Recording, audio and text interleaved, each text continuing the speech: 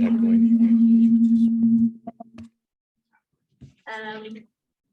Sean.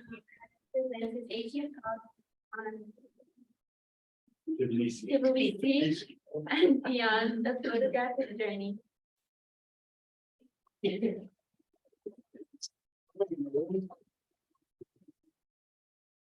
you unpin the second one so it's clear, so it takes the whole screen? You can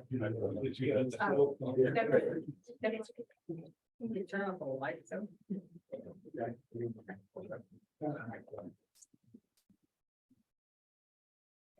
So first of all, can our people on Zoom hear me? I'm not sure if you can, if somebody can unmute on Zoom. That's okay. They can hear me? Great. So our work study student who introduced us did a great job pronouncing Tbilisi. I didn't make her say Sakartvelo, which is actually the name of the country. And that's why my presentation today is called Tbilisi and Beyond, a photographic journey of Sakartvelo. So hopefully technology will work for me. It does. I'm so excited.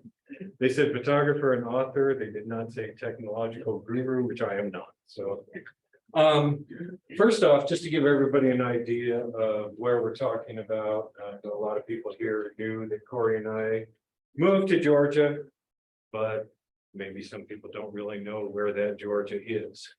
So Georgia is at the crossroads between Europe, Middle East, Russia, and the Far East. Several cities in Georgia were stops at some point or another on the Silk Road. So think about when we go through these slides, all those different cultures mixing in the city and the country. And like most countries in the area, there's going to be invasions, Persians, Ottomans, Armenians. There's been a lot of borders moving back and forth. And even today, 20% of Georgia is occupied by Russia in the northwest. So the past continues to repeat itself. One thing I quickly have to say is I am not an expert on Georgian history. I can barely make myself understood in Georgian. So if we get into deeper things, I'm just a guy with a camera who enjoys wandering around a really cool country. So our journey today, we're going to start off in Georgia's capital city where Corey and I currently live, and that's Tbilisi. Tbilisi is, well, I'll let you see for yourself. And then we're going to take a little road trip to Georgia's second largest city. We're going to stop off at a cathedral that was once a UNESCO heritage site. And then they decided to build a big glass structure on the site, so it was delisted, but it was still a beautiful cathedral. From there, we're going to continue on along the Black Sea coast to a beach town called Batumi. You might have seen Batumi in the news recently when you saw a Russian cruise ship trying to debark or disembark, whatever, bark. Sorry, I'm starting to sound like AWC here. Bark. There was large protests in Batumi because of the Ukrainian war. There are a lot of Russians in Georgia who have fled Russia to avoid military service. And there's a lot of kind of hot feelings about Russia in various parts of Georgia. Batumi, in its heyday in the Soviet Union, was considered a resort town. It's still very much so. Modern skyscrapers, modern hotels. You walk a few miles or a few blocks in town, and you get to old Batumi, the old Georgian buildings. It's really, I think Batumi is probably Tbilisi or Georgia's most unusually diverse cities.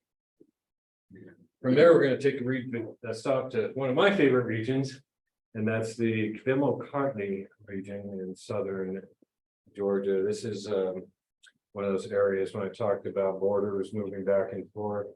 This is very much so one of those areas. We're about, I think, 7 or 8 miles from, or no, I'm sorry, about 10, 12 miles away from Armenia. in some of these areas. Yes, we'll get there when we see the slides. And then we're going to end at, I think, the most beautiful place that we've seen so far in Georgia. And that's near a town called Stepansminda. And Stepansminda sits at the base of Mount Kazbegi. And I think when Corey and I were there with friends for the first time, you just stand in awe of the scenery for about a half an hour. These beautiful high jagged rocky peaks.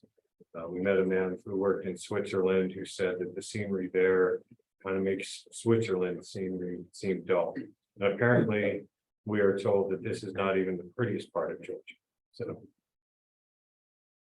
So as I said, we're going to start our journey off in Tbilisi. And the reason I chose this slide is one of my photos that I think encapsulates everything that we love about living in Georgia and in Tbilisi. On the upper left-hand side, you can see some lit walls. Those walls are the remnants of an 8th century fortress on the top of the hill. That fortress was originally built sometime in the 4th century. These walls were built around the 8th. They've come crashing down over time. They've been repaired over the century. The church you can kind of see peeking over the building is an older church that has been remodeled recently in the 2000s. Then on this street, you have this beautiful 18th century architecture. I think this was Tbilisi's heyday. You walk around and see these old buildings, this beautiful plasterwork, and you're really thinking back to another time and place. It's very exciting. And then, of course, you have some of these lights on the hill, a modern apartment building. So Georgia is kind of like Las Vegas. We don't really have zoning codes, so you can have these beautiful new constructions, glass next to something that was built in the 1100s next to a Soviet apartment block. As a photographer, I love textures and discovering just things that really look interesting on film. And this is a city that so in Tbilisi, we're going to start off. The picture on the right is Old Town. And we are looking over the Makvari River. And I've told several people, they've asked if we speak Georgian. One of the complexities of Georgian is they don't really use that many vowels. The Makvari is spelled M-T-K-V-A-R-I. It took us about 6 months to figure out how to say that. That river that runs through town was a lot easier.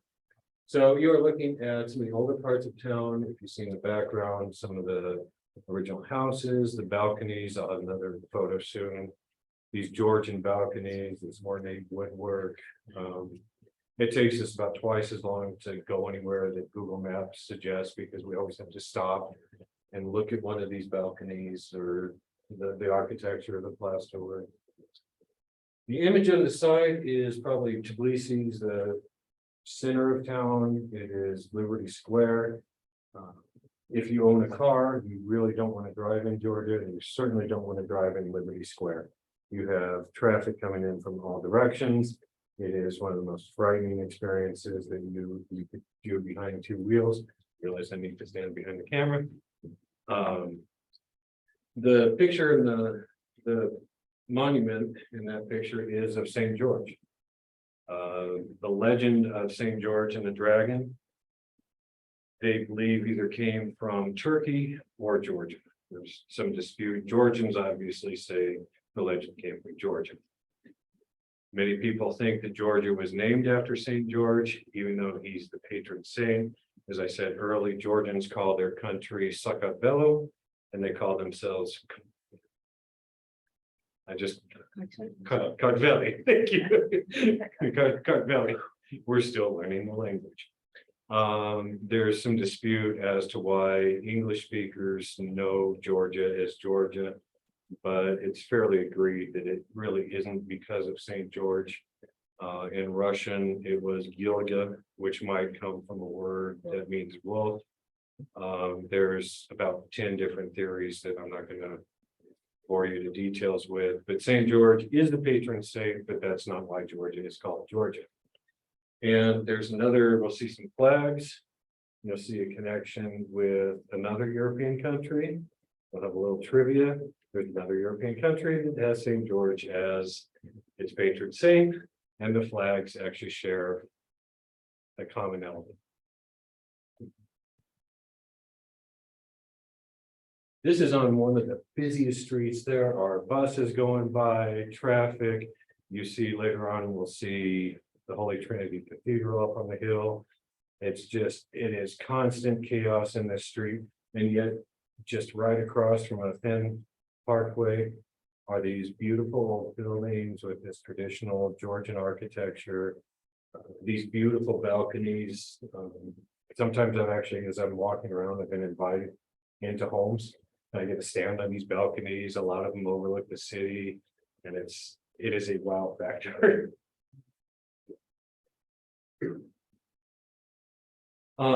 This is, I think, our favorite street to just wander down is Rustaveli Avenue, and one of Tbilisi's main thoroughfares through town. Rustaveli and Tbilisi's founding, you see documents that the only thing that existed out here was a lonely church. And then in the late 1800s, there was a lot of German, Russian influence, and you have this beautiful 1800s architecture. A lot of it has been restored. You still walk by and just see this, I said, this amazing plasterwork, this detail on buildings that they just don't do anymore. So you walk down the street, it really does feel, if it weren't for the traffic, people honking, you feel like you would be back in the 1800s. We have a friend, I should say this, we have a friend who studied architecture at the Georgia Academy of Arts. And she hates this because if you restore a building here in the States, as a lot of people know, there's a lot of historic codes that come into play. You have to follow them. Apparently, they just kind of, this looks like it. So these buildings look like they could have, but then they're not historically accurate, and that drives our friend absolutely crazy. So this is a walk I took down Rustaveli. You have to picture that you're in a big city, but it's a different type of city. There's a lot of foot traffic. Whenever we call somebody as we're walking, they say, you know, Georgians like to honk a lot. Georgians are crazy drivers. They have 4 different honks that mean different things. I'm behind you. I'm trying to move in. Go ahead and move in. Hey, and you can kind of tell after living there for a while that what the different honks mean. But it is just this cacophony of noise, honking, people talking, but there's also a calmness because you walk by. The image on the right is you have just bookstores everywhere, and a lot of these on the street, like on Rustaveli or other major avenues, side streets, you have people just set out these large tables of used books, and there's always a crowd, people thumbing through. As you can see, there's books. I guess you can't, it's a little fuzzy on the screen. Books in Russian, books in English, books in German. And Georgians love to read. You walk down the street, you see people in the parks, a lot of people just have books, and they are just enjoying reading. They're very proud of their literary tradition. As I mentioned, Rustaveli Avenue was named after Sakartvelo, who wrote Georgia's national poem called A Night in the Panther Skin. It was written around the 1200s. Most Georgians can quote any part of it. I only have one quote. I read part of the translation. My favorite quote was, that you give away, you keep, that what you hoard, you lose. I read that. I thought that's kind of interesting. So if I meet a Georgian, I can quote Sakartvelo in English, and they're somewhat impressed. The image on the left, I was just walking around one day. Most of the time when I'm with the camera, I have no rhyme or reason. I just pick a subway stop, I get out, and I just start wandering. And I turn the corner, and the crazy thing about Tbilisi is you can be on this busy street. Here we're a block away from Rustaveli Avenue, You can go down an alleyway and it's quiet. There's families outside, people on balconies.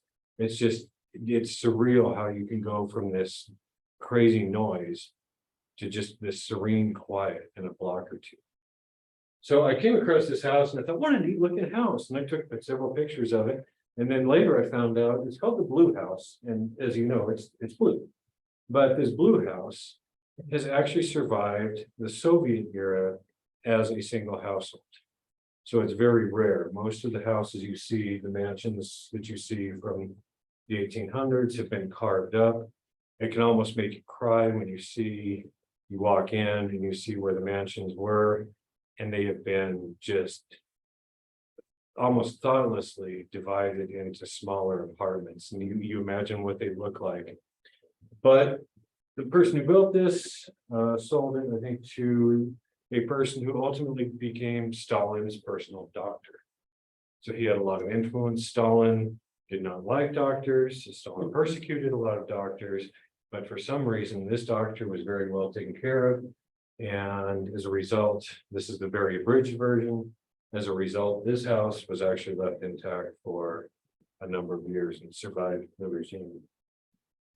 The image on, whenever I take photos or send my newsletter, I always think, I wish I could get people to understand the smells of Georgia, the smells of Tbilisi.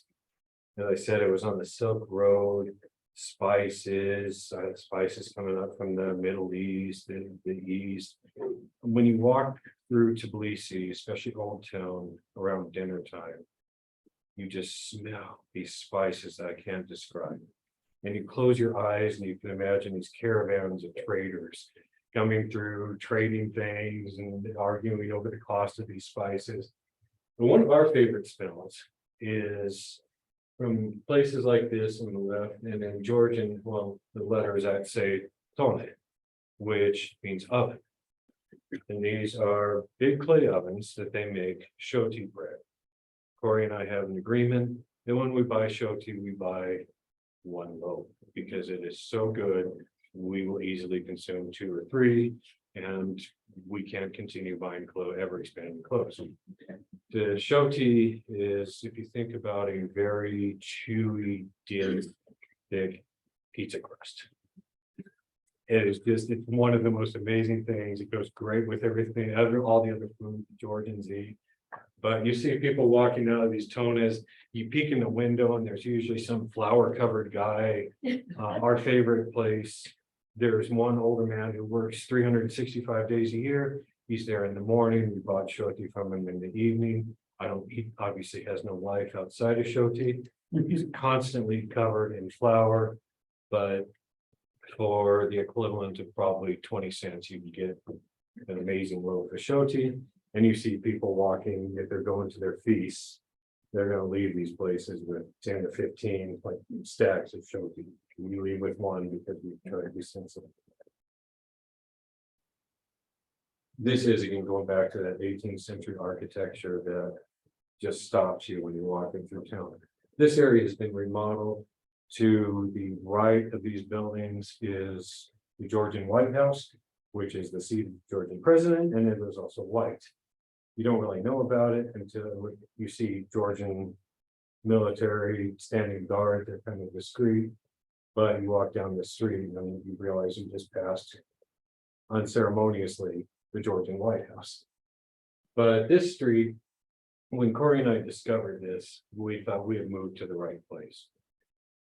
We're standing in the 9th April Park, just this beautiful outdoor space, mature trees, these flowers that I think there's only about 2 months out of the year where you can't walk there and see something blue. And it just smells so fragrant. And again, we're probably where we are now, we're probably about 2 blocks off Tbilisi. But when you walk into the park, you're a block away. And again, just serenity. And you see people reading books. 9th April Park was named because of a uprising that I think it was in 1989. I'm still operating in a 10 time zone difference, so my facts might be made up or inaccurate. But in 1989, there was an uprising outside of Georgia's parliament. If on the news you saw, like CNN carried it, others, there were protests over the summer in front of Parliament. This park is actually kind of across from Parliament, but in the uprising, I think 16 to 20 Georgians were killed by Soviet troops. So there's a monument, several monuments in this park. It's beautiful, but it's also very moving as we think sometimes how much we've had it for granted through our history, that we didn't go through some of these struggles. As an expat, there's Facebook groups that you can log on to. Hey, where do I find, I need a part for my computer. Where do I find this? I need to fix my shower door. I need to pick up a pig for a feast. They will always say, go to Deserter Bazaar. If you've been to Juarez, some of the shops around Juarez, it's kind of close to Deserter Bazaar. But Deserter Bazaar itself is mostly serves food. Farmers come in, it's like a big farmer's market, spices. It was a little unnerving the first time I walked through. There's a Georgian dish made at Christmas time, and it starts with put the head of a pig in a large pot, and there's several rows that pig heads looking at you. But you go into a different area, it's all these spices. We'll see one of those. It's amazing. I mean, you can, the first time there, you really can't buy anything because you were so overwhelmed with the sights, the smells, the noise. It took Corey and I think 3 times to going there when we actually were looking for something. And by that time we were used to everything and didn't feel so overwhelmed. But this is a Georgian treat called churchkela. It is nuts, usually walnuts or hazelnuts, that are dripped with a wine syrup on a string. The first time we tasted it, I thought, wow, this tastes like I imagined candle would taste. It wasn't that good, but we also bought it in the tourist area. You go into Deserter Bazaar and you buy it where the locals buy it, and it really is a treat. It's not too sweet, but and then they're different flavor. You can't even describe the flavor. You can taste the wine, you can taste the nuts, but it's like more than its parts.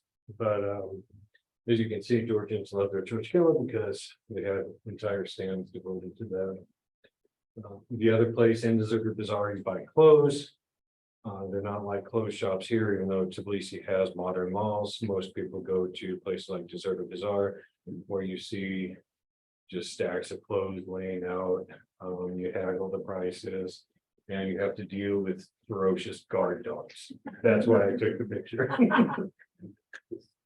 This is another example of one of the shops. When you walk in, as you can see visually, it's so busy. You think about the noise, the fact that it's kind of a maze when you walk through. It's so disorienting to buy something while you're there. You just really go home and you drink a glass of wine, you see, we'll go back. You just go scoop out all the spices you want. We're surprised how inexpensive a lot of really good spices are. An old Georgian woman runs this particular stand. I was walking through, she said something to me in Russian. A lot of people think I'm Russian because I'm blonde. I told her in Georgian, I'm American. American, you're from America. Come here, American, come here. So she's giving me wine and I have to sample everything she makes. And I ended up buying, there's no liquor laws in Georgia, so anybody can sell wine, anybody can make wine. If you wanted to open up a wine bar, all you need is to rent a place and you can have your own wine bar. So they collect old juice bottles, and she sold me for, I think, 3 lari, about $30 of juice bottle of wine.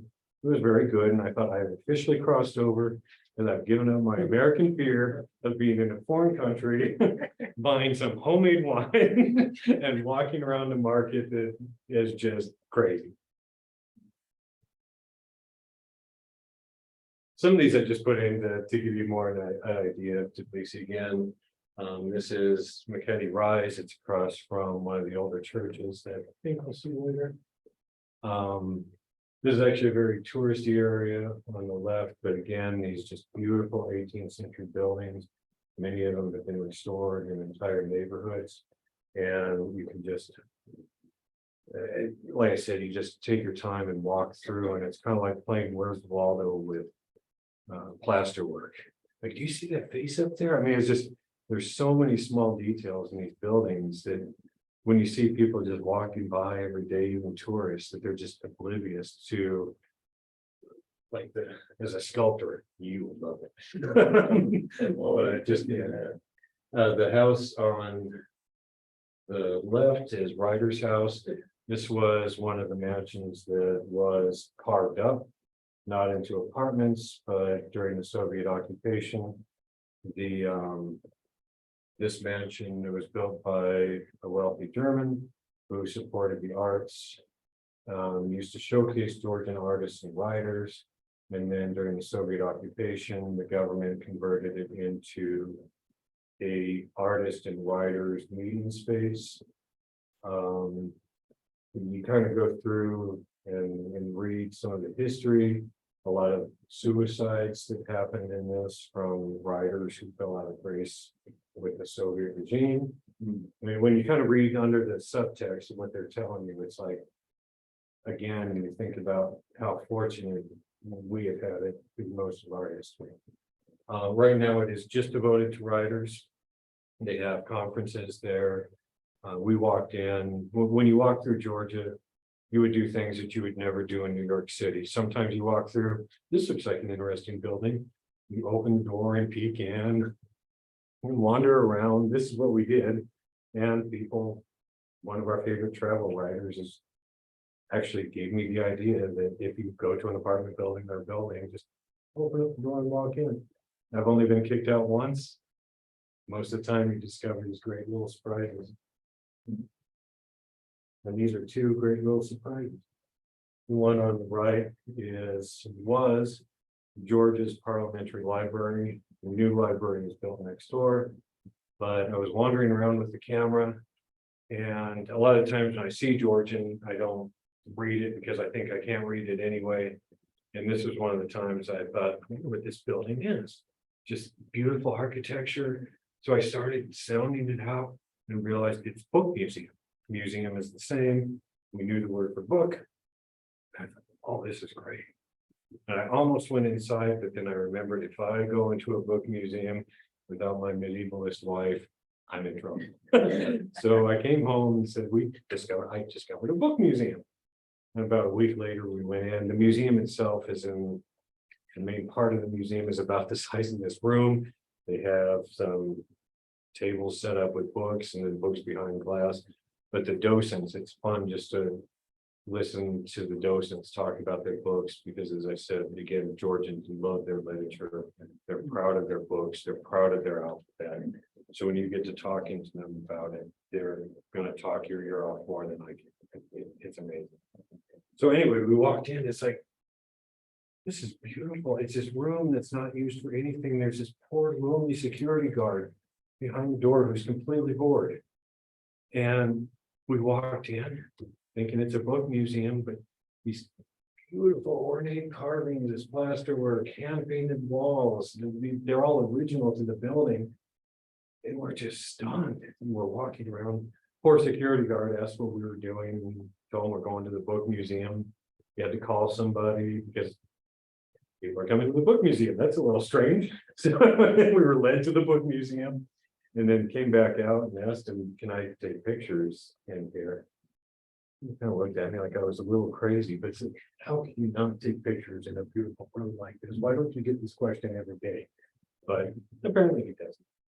On the flip side, the one on the left, and unfortunately on the screen, you really can't see the kind of how dilapidated it is. You go through a lot of these older buildings, and you can see, like I said, where the Soviet government just tore them up, put apartments in them. This amazing plasterwork inside that people knocked out. You have plumbing fixtures, heating, knock through these, and sometimes I just walk through these streets. And even though you see it, it's like this kind of old man who has lived this amazing life and has every wrinkle on his face. You just think, you look at somebody like that and you think, what a life he must have had. And how much character you have on your face.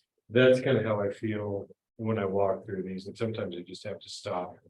It's like, what if we were in Tbilisi in the 1800s? Can you imagine these neighborhoods that have just like were designed to impress, and now they're just old. And it's a really, I can't say movie, I'm not sure what the right word is, but it's kind of depressing, but I'm also here to experience it now. So it's joyous, but it's, I can't describe the emotions run through my head. As I mentioned, you have these glass structures, glass apartment buildings, everything right across from Old Town. And in my opening slide, I'm standing, this is to my back, it's called the Bridge of Peace.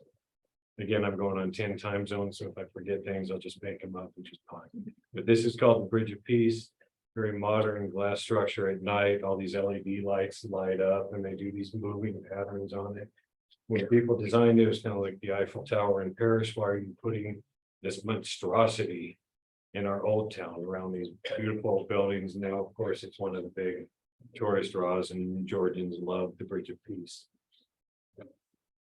I put this slide in on the Old Town. This Old Town building is probably less than a 5-minute walk from the Bridge of Peace. But it's confusing at first and almost disoriented because we always think in terms of streets in the States. So we'll look at Google Maps and it'll say, go here. It's like, this is somebody's backyard. Or somebody like somebody's private entrance. You go through this little narrow, winding walkway, and then you end up where you want to go. Just like everything's open. I think this idea, especially after Soviet rule, that public spaces are public spaces. So you feel like you're walking through somebody's backyard. They might have decorated it, but it really is a public space. And an alley like this little windy alley actually leads down to some very kind of trendy, busy restaurants. Now we're going to get into some people. May 26th, and do not ask me to pronounce 26 in Georgian because I tried. I can't do it, but the bottom word is Maisi. May 26th is Georgians' Independence Day. They celebrate their independence from 1918. Russia originally occupied Georgia in the late 1800s, and Georgia had its independence in 1918. And then with the Soviet Union, Georgia was incorporated back into the Soviet Union, or into the Soviet Union When did as that, part of Russia. when was the second? That was in the 20s, yeah, I think so.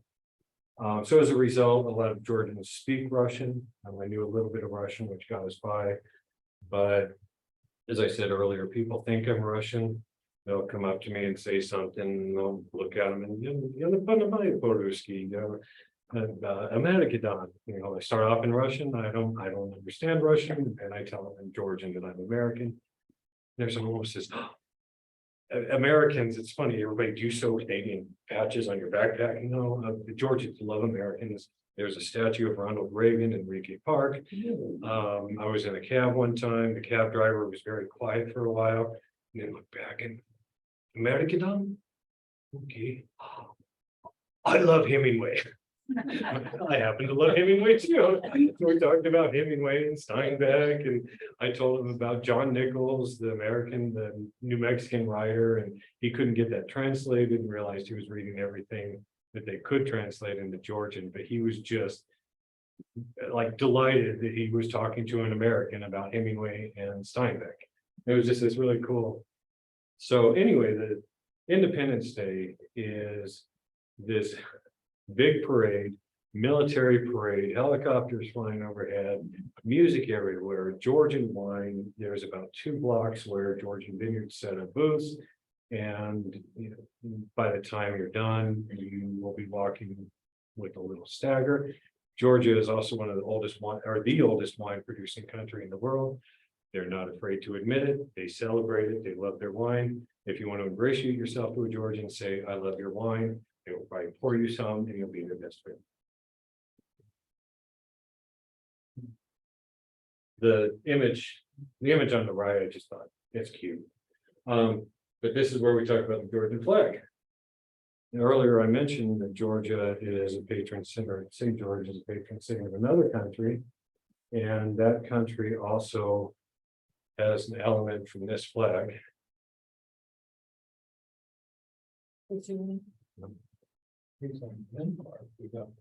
Nope, it is St. George's Cross, which is also in England's flag, the United Kingdom. So St. George is also the patron saint of England. The red cross that you see, the St. George's Cross, the 4 red crosses are just smaller versions of St. George's Cross. So, and Georgians are very proud of their flag.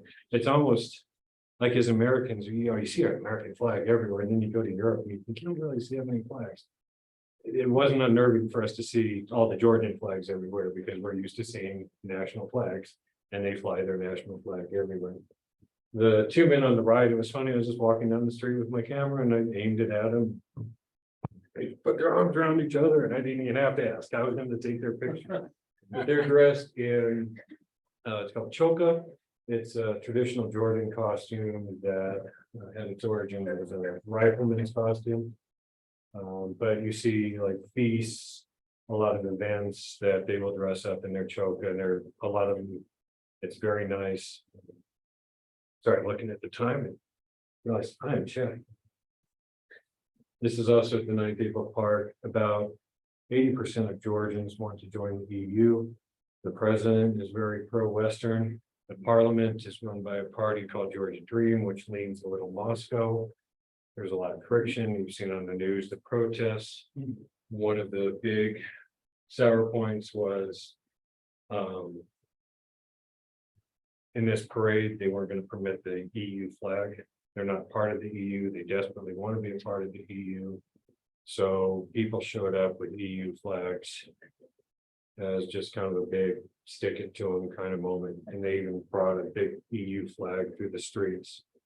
So when I saw these women with the flags, at first they were a little cautious about me taking the picture. And then all of a sudden, no, we're proud of this.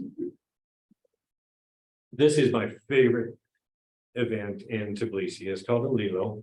It is a Christmas parade, and Christmas is on the Orthodox calendar, so it is January 7th. 7th, thank you. I always get it wrong. So the Christmas season starts off with New Year's.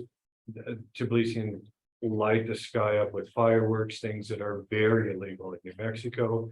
Will go on for about 20 minutes nonstop. The rumble that you hear after a big firework goes off, like at Isotope Stadium, that rumble does not stop for 15 minutes. All you hear is just, and you're just, the sky is lit up. People are yelling, heaven. So then that leads you, at that point, you carry candy in your pocket. When you see people, you exchange candy. You even give candy to kids. Corey said, don't you ask the parents first? Why would you? Okay, because we're paranoid in the States. Then you see kids, you give them candy, adults give each other candy. And then that leads up to Christmas. Alilo, from what I understand, means praise God, but that might be just a loose kind of look it up on Wikipedia and believe it thought. But the parade, people dress up in their national costumes. There's just so much joy. They collect books and toys and food for the poor along the way. But I mean, Georgians come out and they are proud of their country. Again, somebody in a choka, the traditional costumes. It's like parades are always exciting, but to see how like the kids, the adults, everybody was just so excited to participate. And what you don't see is behind me and around me, there's like media, there's all of us standing there with cameras. But that leads to Holy Trinity Cathedral, which is the seat of the Georgian Orthodox Church. It's actually a fairly recent church. It was completed, I think, in 2009. To give you an idea of how it dominates the landscape sometimes when you walk around town. when you stand next to it, and sometimes it looks so kind of small on the horizon, and then when you walk up to it, it's like, I think it's the third largest Orthodox church in the world. And it's just mind-boggling. So that segues into churches. We have 15 minutes, I will finish on time, I promise. The church on the left is Antiscati Basilica. Georgia was the second or third country to become Christianized. It was Christianized in the 300s. This church, you can't really see it because of the screen, but on the church you see both brick and stone. The stone part of the church is from the 500s. The brick was added later, 700s to the 1700s.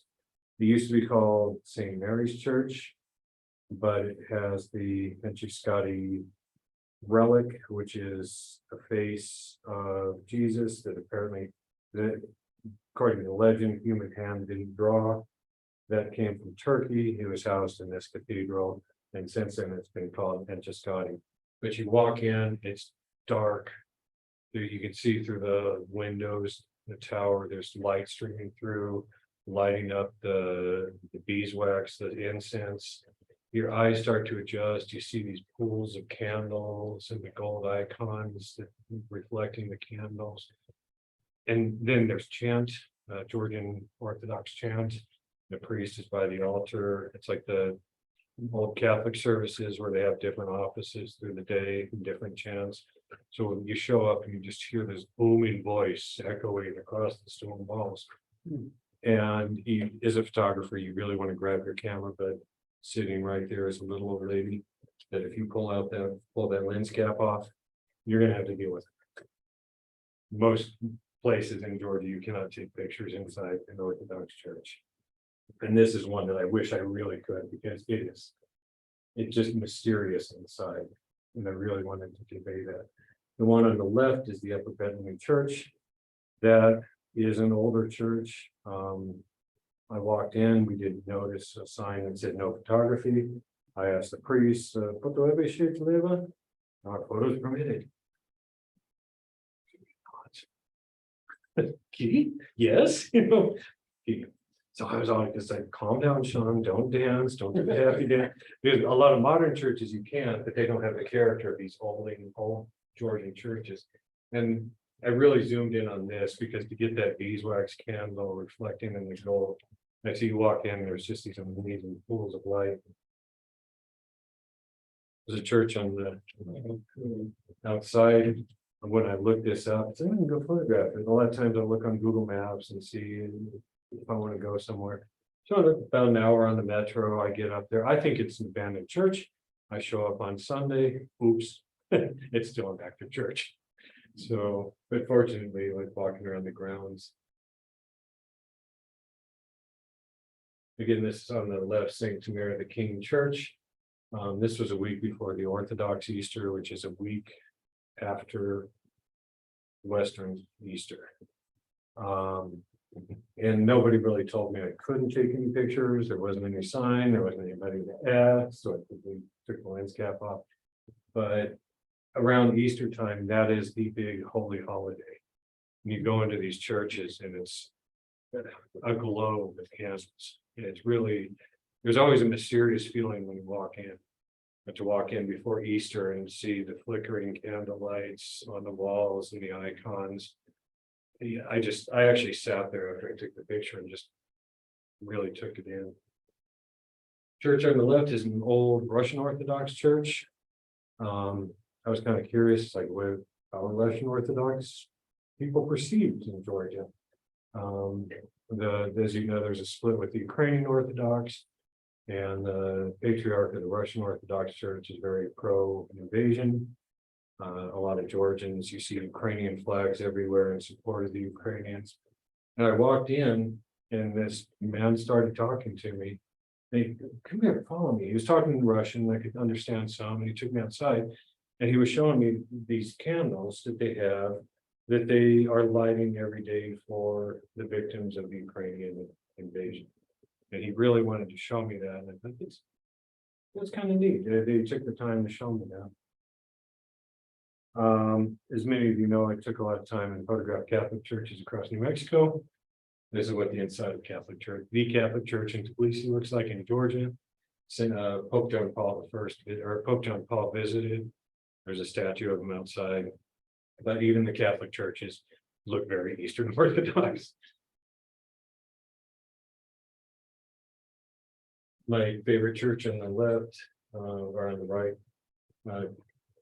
Machete St. George. I'm going to abbreviate this story and just say, if you go onto my website, theheartofwandering.com, all one word, you can read the story about me getting drunk with the pigeon priest. I came home, I had a bottle of wine that I gave to Corey, compliments of the pigeon priest. She asked what I was doing. You can read about it on my website because I don't want to interfere with whoever's coming up next. Jumla Mosque. This is that fortress I was talking about. If you walk up this very steep mountain goat hill, you'll come across the Jumla Mosque. It is one of 3 mosques in the world where Shia and Sunni worship together. There's originally 2 mosques in Georgia. The Russian government tore down the Sunni mosque to build a bridge. So the Shia mosque actually told the Sunnis told the Shias to come worship with us. At first, it was a segregated service. They had at different times. Then they had a curtain that divided. Today, if you're Muslim in Tbilisi, Shia or Sunni, you celebrate here and pray. Javari Monastery, this is one of the older monasteries. When we go places, I always tell our driver, if you know of any place, it's cool to photograph, let me know. He always has to tell us, I'm not the tour guide. I know Armand, just take me to a cool place. And this was the first place he took us. It's one of the older churches in Georgia. I think this is the spot where Saint Nino, who is credited for bringing Christianity to Georgia. I think this is the spot that recognizes where she was. Oh my. Okay, I got 5 minutes. I am so sorry. More photos, less story. Okay. This is Bigardi Cathedral. This is this beautiful church I was telling you about in Kutaisi. We stopped by. It was on the UNESCO site. You walk in, it's beautiful. What you don't see is on the other side, there's this big glass structure. It looks like a mall on the other side. And UNESCO kept telling them, if you do this, we're taking you off. And they did. And they did keep taking them. Batumi, this is a port town. Again, it started off as a port town, became a resort town for the Soviets. Now it's a resort town. You walk through, you hear Russian, Turkish, Arabic, almost every language from the region. People come by. There's casinos, kind of like Las Vegas, but a little less shiny. As you can see in the distance, all the way through the fog, the coastline is lit up with very modern hotels. You walk a few blocks and you get into the old Soviet. You walk a few more blocks, you get into the old Georgian style houses. I just threw this in because I'm in New Mexico. When I walk by a beach, it's water. Wow. On the right, the Botanic Garden. It takes we took 6 hours. We didn't see it all. But the path winds in and out through the gardens. Then you get these amazing views of Black Sea. The one on the storm of the Black Sea, I took it off a balcony. I just threw it in there because I thought it was a cool shot. This is a view from the Trinity Cathedral in Batumi. You drive up this steep mountain road. I got a little car sick on the way. I was feeling woozy. But you look down, see the city, the Black Sea. Again, we're near water. I'm fascinated. This is Europe Square in Batumi. You don't see it. There was actually a protest in support of Ukraine. There's a lot of Russians who now live in Batumi. There's a protest in support of Ukraine, but this is a long time exposure. So people moved and you don't see it. But again, you see these just beautiful turn of the century buildings that have been remodeled into a modern what they do. Pamela Cartley, I think this is now one of our favorite places that we've been to. You drive to a ruined site called Tbilisi, which is an old medieval city. And in this city, as they were excavating, they found, long story short, they found a skull for the oldest, that is the oldest hominid remain outside of Africa. 1.8 million years old. It completely rewrote the history on how hominid evolution came up through Europe. Originally, the idea was Spain. Now people think it was through the Caucasus. This is actually a wall in the ruins of a medieval church. The part of it's been restored. This part, I think, is probably fairly original. It's looked fairly original. As you walk through the ruins, there's the old buildings. There's, like I say, it's like going through Bandelier. You see where the walls were. You can kind of picture the town, but unlike Bandelier, it's green. When we were walking through, there's just one sound, and it's the priest with like chopping the sky, just chopping the grass. You just hear ching, ching from this as he's working, and these birds. It was so peaceful.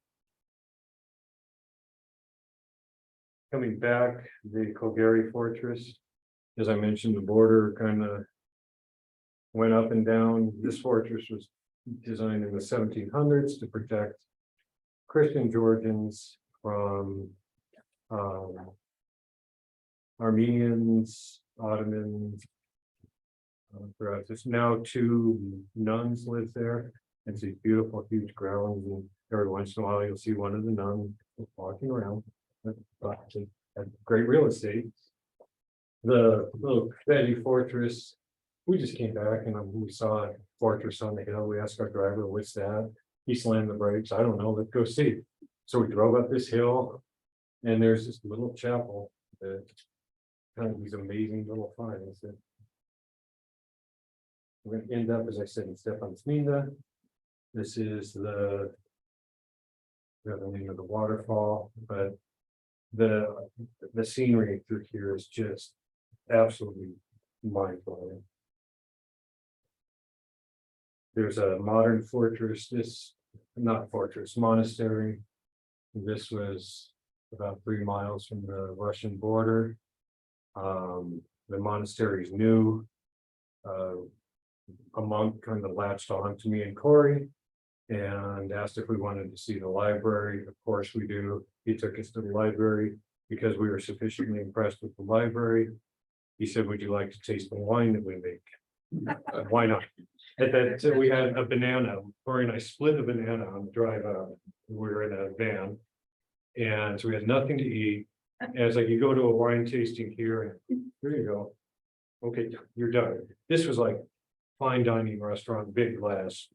Here, have a third of a bottle of wine and taste it. And then we went hiking afterwards, so we were feeling really good. But he was proud to show us, like in the floor, the clay wine vats where they age it. And it was like one thing is just kind of strange that these little surprises that happen when you travel. And this is the last slide, as I told you, Mount Kisbegi. Stefansminda is behind this hill, deep into the valley.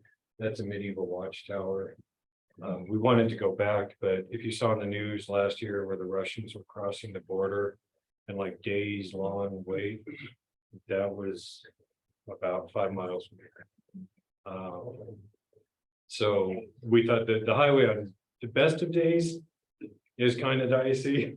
When you have thousands of Russians crossing the border, it's going to be crowded, crazy. So we're hoping to go soon. But my last slide that says Didi Medlova, which is Georgian, but thank you very much. The priest that I'm shaking hands with is the bird priest that I got drunk with. Again, go to theheartofwandering.com because the story is much too long to tell in the remaining 30 seconds. Because I'm shameless, I do have a few calendars left for purchase. They're $15. I will happily take cash, credit card, but as we shut down, I think they're going to go on to the next Zoom. We can turn the camera off here. I can stay a couple minutes for questions, and then we have a dinner reservation. And then But thank you for being here.